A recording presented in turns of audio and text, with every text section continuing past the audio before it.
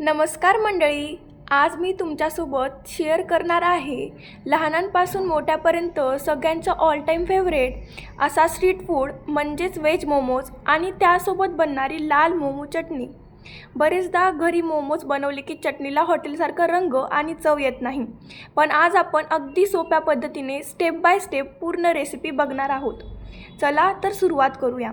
तर आधी मोमोजसाठी चटणी बनवायला सुरुवात करूया।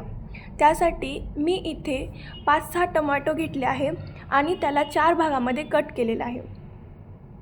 आता गॅसवर कढई ठेवलेला आहे आणि त्यामध्ये पाणी गरम करायला ठेवायचं आहे। त्यामध्ये टोमॅटो सगळे आपल्याला टाकायचे आहेत। त्यानंतर टाकायचे आहेत त्यामध्ये भरपूर लसणाच्या पाकळ्या, 4-5 सुक्या लाल मिरच्या। आता याला 5 ते 6 मिनिटे पाण्यामध्ये चांगल्या उकळून घ्यायच्या आहेत। टोमॅटोची साल सुटू लागली आणि मिरच्या मऊ झाल्या की समजायचं हे व्यवस्थित शिजले। 5 मिनिटे झाले, आपले टोमॅटो आणि लाल मिरच्या छान उकळल्या आहेत। गॅस बंद करूया आणि हे थोडं थंड होऊ देऊया। थंड झाल्यावर टोमॅटोवरची साल अलगद काढून घ्यायची आहे। आता मिक्सरच्या बाउलमध्ये हे उकडलेले टोमॅटो, मऊ झालेल्या लाल मिरच्या आणि लसणाच्या पाकळ्या पाणी न घालता वाटून घ्यायचं आहे। बघा किती छान रंग आले। आता परत कढईमध्ये तेल टाका 1 चमचा। त्यामध्ये टाकायचं आहे थोडीशी हिंग टाकल्यानंतर आपण जे पेस्ट वाटलं होतं ना ते टाकायचं आहे। पेस्ट टाकल्यानंतर त्या पेस्टमध्ये थोडंसं पाणी टाका, म्हणजे चटणी जरा जास्त बनेल। आता त्यामध्ये टाकायचं आहे थोडंसं सोया सॉस आणि टोमॅटो सॉस। त्यानंतर चवीनुसार मीठ टाका आणि मी थोडंसं इथं कलर येण्यासाठी लाल मिरचीसुद्धा टाकली आहे, ज्याने स्पायसीपणा पण वाढेल। चांगली एक उकळी आल्यानंतर गॅस बंद करायचं आहे आणि त्यावर टाकायची आहे बारीक चिरलेली फ्रेश कोथिंबीर आणि आपली मोमोजची चटणी तयार आहे। चटणी तयार झाल्यानंतर आपण मोमोजचे पीठ मळून घेऊया। एका बाउलमध्ये मी 2 वाटी चाळलेला मैदा घेतलेला आहे। त्यामध्ये टाकायचं आहे आपल्याला चवीनुसार मीठ। त्यानंतर थोडंसं तेल टाका आणि थोडं पाणी टाकून चपातीच्या पिठापेक्षा हे थोडं घट्ट असावं पीठ मळून चांगलं झाल्यानंतर त्याला थोडंसं तेल लावा शेवटी आणि 5 ते 10 मिनिटे झाकून ठेवा। पीठ सेट होते तोपर्यंत स्टफिंग बनवूया। त्यासाठी मी तेवढ्या भाज्या घेतलेल्या आहेत। सर्वात आधी मी पत्तागोबी एकदम बारीक चिरून घेतली आहे। तुम्ही मिक्सरमधून सुद्धा काढू शकता, तुम्हाला जसं हवं आहे तुम्ही तसं करा। त्यानंतर मी हे जे गाजर आहे ते मिक्सरमधून काढून घेतलेलं आहे।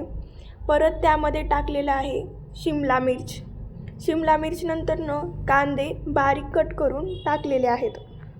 आता यात अगदी थोडंसं मीठ टाकायचं आहे आणि सगळं एकत्र मिक्स करून 2 मिनिट मिक्स केल्यानंतर ह्याला 5 ते 10 मिनिटासाठी तसंच ठेवायचं आहे।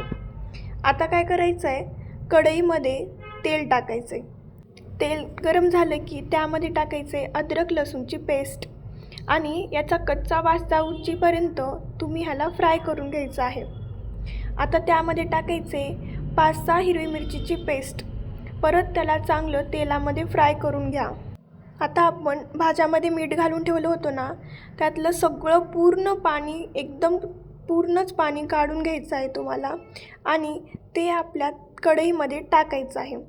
सगळं असंच पद्धतीने पाणी काढायचं आहे आणि ते स्टफिंग जे आहे ना कढईमध्ये टाकायचे आहे। आता यामध्ये टाकायचे चवीनुसार मीठ, काळी मिरीचं पावडर आणि अर्धा चम्मच सोया सॉस। आता हे सगळं मिक्स करा आणि 3 ते 4 मिनिटे तुम्ही ह्याला गॅसवरच ठेवायचं आहे, बारीक गॅस करून। आता आपली स्टफिंग झाली आहे रेडी। आता स्टफिंग थंड होऊ जेपर्यंत आता आपण पिठाचे आधी एकसारखे लहान गोळे पाडून घ्यायचे आहेत। गोळ्याचा आकार लिंबापेक्षा लहान असावा, जेणेकरून मोमोज जास्त मोठे होणार नाहीत। आता एक उंडा घेऊन कोरडा मैदा लावा आणि त्याची लहान पोळी लाटा। आता पोळी लाटून झालेली आहे, त्यामध्ये 1 चमचा स्टफिंग घाला आणि मी काही अशा पद्धतीने आकार देत आहे, व्हिडिओमध्ये दाखवल्या पद्धतीने। तुम्हाला जो आकार द्यायला जमतो तुम्ही तो द्या। पोळी लाटताना एक गोष्ट लक्षात ठेवा की मधला भाग थोडा जाड ठेवायचा आणि कड्याचा भाग पातळ ठेवायचा. बघा मी असं मस्त आकार दिलेला आहे मोमोजला. खूप सुंदर आकार दिसतो. हे माझा फेवरेट आकार शेप आहे मोमोजचा. आता इथं सगळे मी मोमोज बनवून घेतलेलं आहे.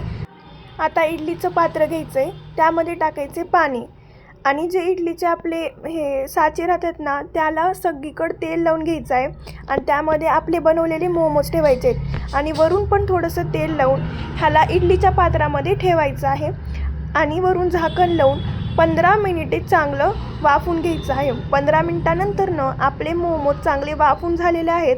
आता ह्याला चटणी आणि मेयोनीजसोबत सर्व करा. मोमोजवर तुम्ही चिली फ्लेक्स आणि ऑर्गॅनो आणि फ्रेश कोथिंबीर टाकून मोमोजला अजून सुंदर बनवू शकता.